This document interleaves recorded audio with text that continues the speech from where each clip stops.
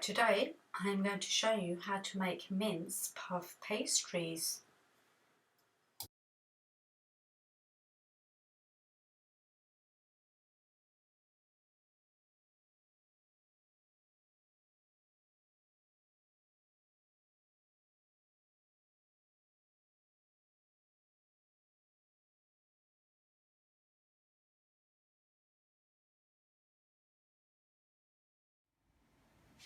Right, to start off with, I'll be cutting my 2 onions.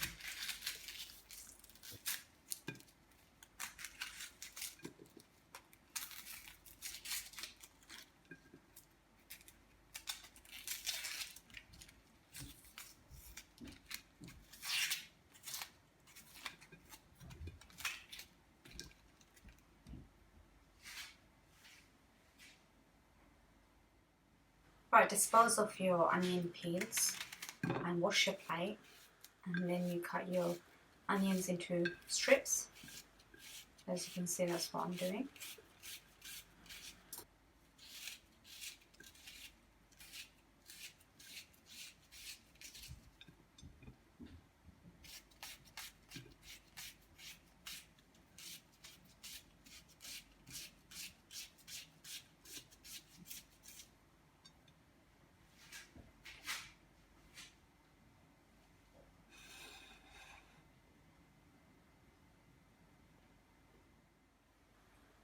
Right, you warm up your wok and then you add in 400 ml of water.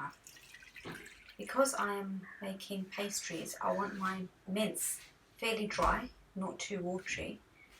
That's the reason I add in 400 ml.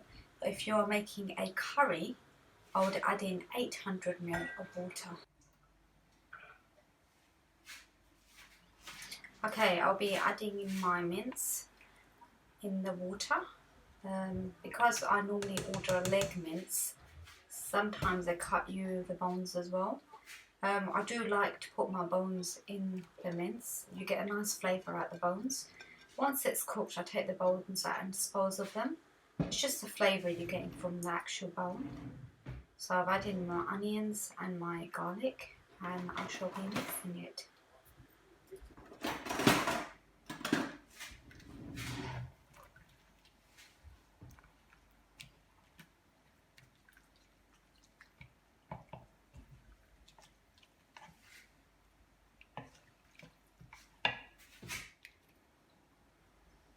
Okay, now I've added in my salt.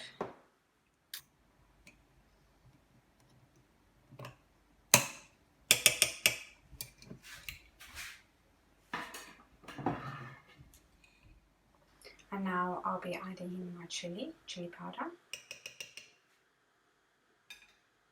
And then I'm going to mix everything together. And I'll leave the lid on it.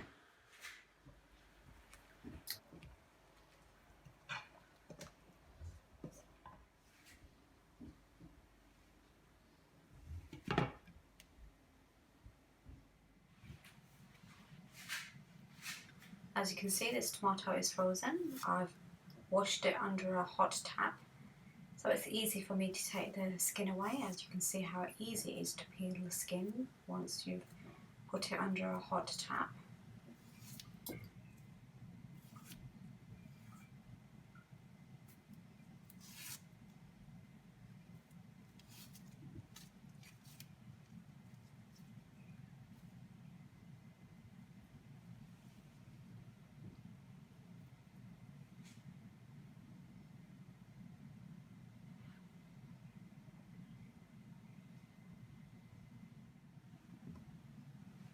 Okay, while the mince is cooking, I'll be peeling my potatoes to save time.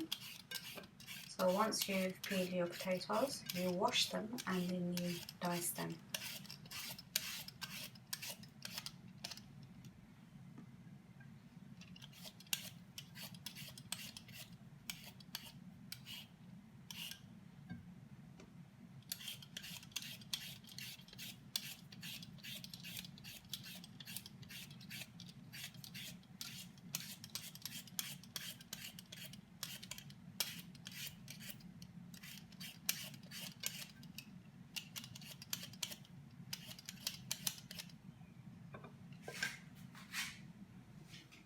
Okay, now you're ready to dice your potatoes. There are two ways of dicing a potato.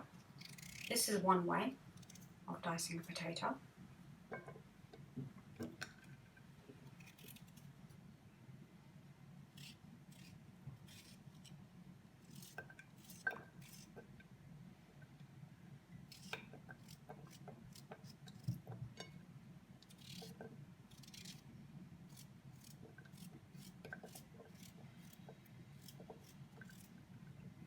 Okay, and this is the other way of dicing a potato.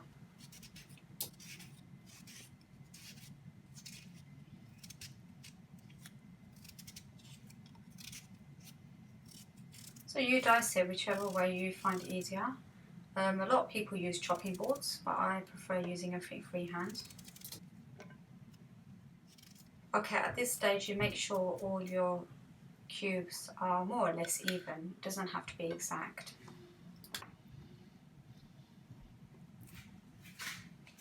Okay, now you are ready to stir your mince. As you can see, it's bubbling away. You stir it gently. Okay, now you add in your tomato. You mix it, and then you put the lid on.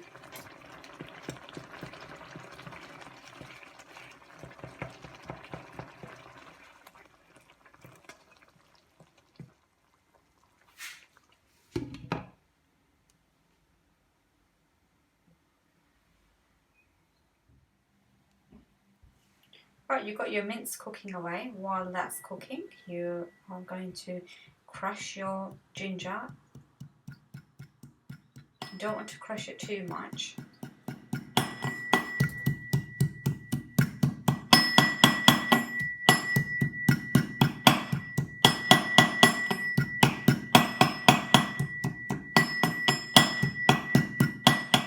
Once it's crushed, this is what it should look like. Okay, so now you are ready to mix your mince again. You can see the onions are letting out some water and the garlic is softening up as well as the onions. You can see the tomato is getting softer as well. So you keep mixing and then you put the lid on it. Right, you're ready to mix it again after 5 minutes. With curries there is a lot of mixing, so that is a key element of cooking. You've got your curry on, you come back every few minutes to mix it. You need a lot of patience to cook curry, but it does taste nice once it's cooked well. Okay, once it's stirred, you've put the lid back on now and let it simmer. Right, come back a few minutes later and stir your cooking. Now you can see it's really softening up. Every time you take the lid off, you'll see a difference in the textures of your ingredients. Okay, once you're happy with that, you put your lid back on now and let it cook. Okay, now you need to check again, see what the situation of the curry is. You can see the water has gone down and you keep stirring, making sure you are mashing up the onions as well as the tomatoes and the garlic. So you mix it really well. Quite pleased with that actually. So you carry on cooking until the water has dried out.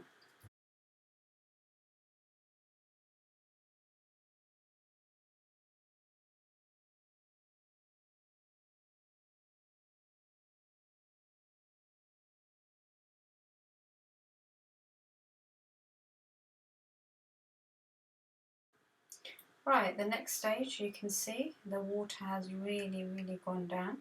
So you keep mixing, mashing up all the onions and everything until you are happy to add in the oil.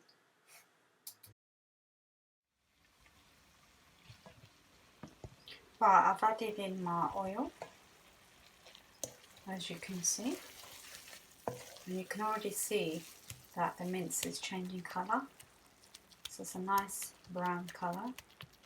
But I like my mince cooked really well, so I prefer it to be a very dark browny colour.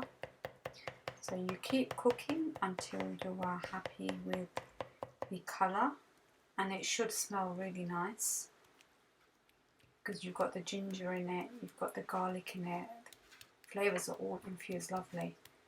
When I added in my oil, I added in my ginger at the same time.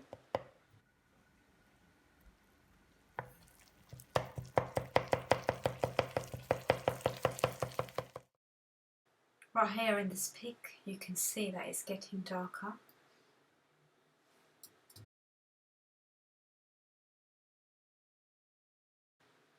Right at this stage, I'm ready to cut my coriander. So as you can see, I'm using fresh coriander, and I like to cut it very fine. I don't like coriander too prominent in my curry. So I'll be putting in my coriander, my green chilies and my potatoes.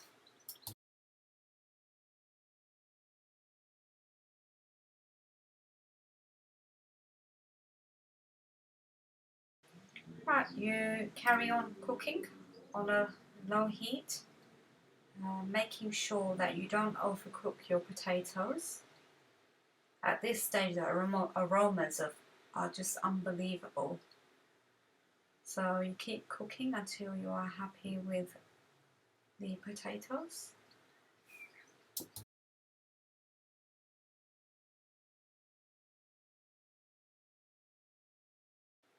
Right, I've added in my methi, my garam masala in this.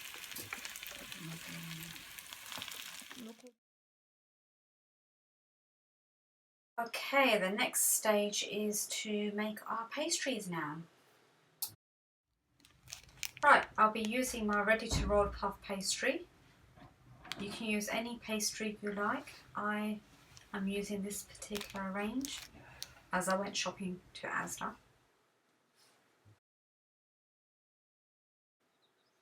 Okay, so you roll your pastry out like this, making sure you've got enough flour on your surfaces.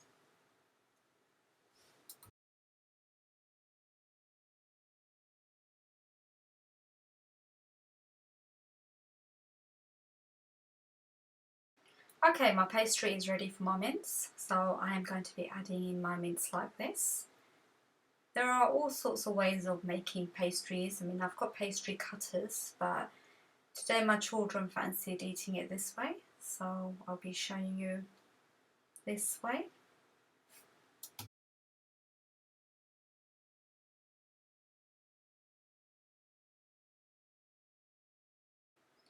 Okay, make sure when you add in your water, you put a lot of water on because you want the pastry to stick really well. So you fold it over like that and you press down, making sure it really sticks well. You can put some water on your fingers like this and just press it down. That will stick together. And then you cut the pastry like this. And you repeat on the next roll. Normally this size pastry, you probably can get 3 rows and maybe a little bit extra. So you carry on going until you reach to the end.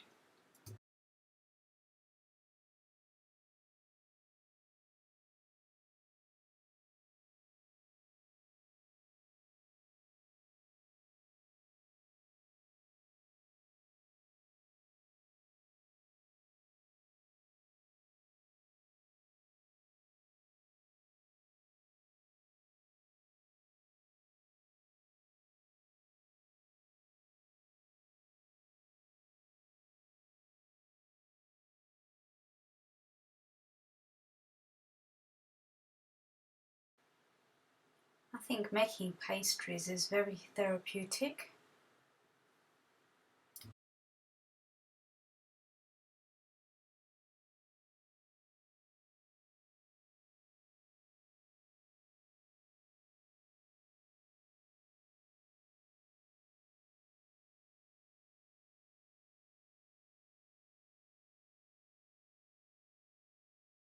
Okay, my next stage is cutting the sizes of the pastries. So this is the way I cut my pastries. Try to make them all even, and you don't have to, but I like them uniform. So you do the same thing in the other 2 rows.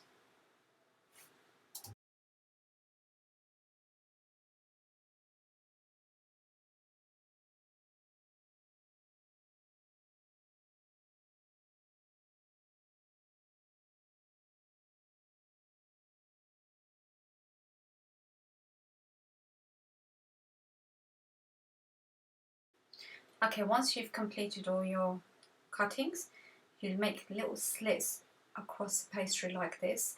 That's so when you put it in the oven, it rises a lot more.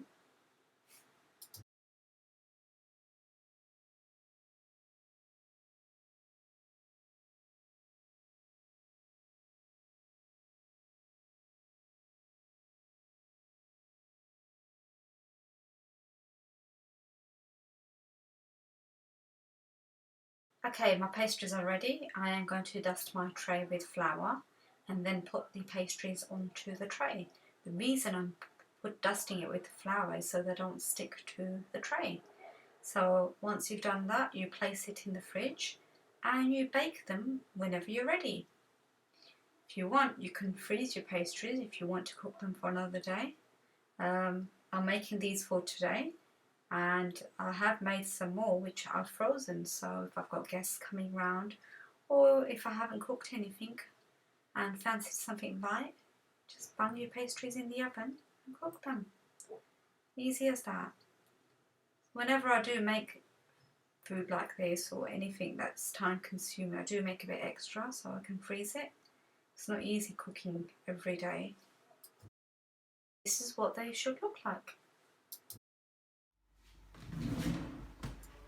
Right, I've got my tray ready for my pastries, and I'm going to coat this tray with oil and then place my pastries onto the tray. If you don't put oil onto the tray, your pastries will stick to the base, so make sure you oil it.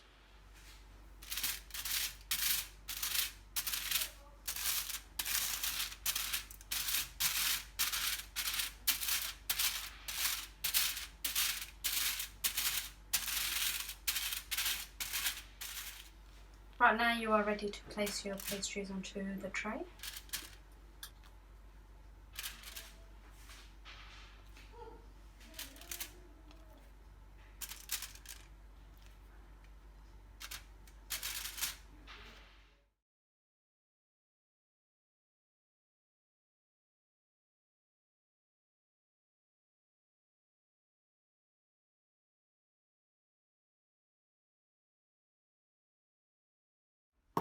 Okay, now you are ready to glaze your pastries with an egg. So you beat the egg. Once you've done that, you get your brush and just coat your pastries with the egg, making sure that you're beating the egg very well first. If you realise you've run out of eggs, you can always use milk. Okay, make sure every single bit of the pastry is glazed with the egg, like this. With the egg, you get a really nice shiny look. If you use milk, it won't be as shiny as the look you have with the egg.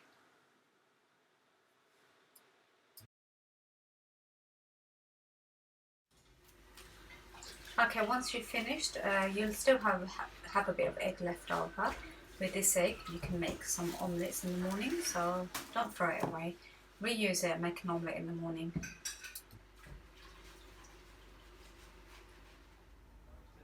Right, normally what I would do is I would serve my chutney with my pastries or any other canapé that I've made.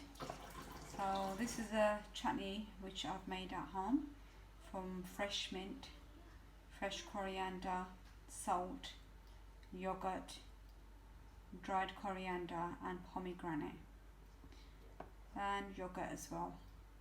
It's a quick and easy chutney to make, so you can serve this with your pastries. Right, my pastries are ready to be served. This is what they should look like. Nice and crunchy. They look absolutely delicious. Make sure you cook lots because you certainly won't be eating one pastry or two or three, maybe more.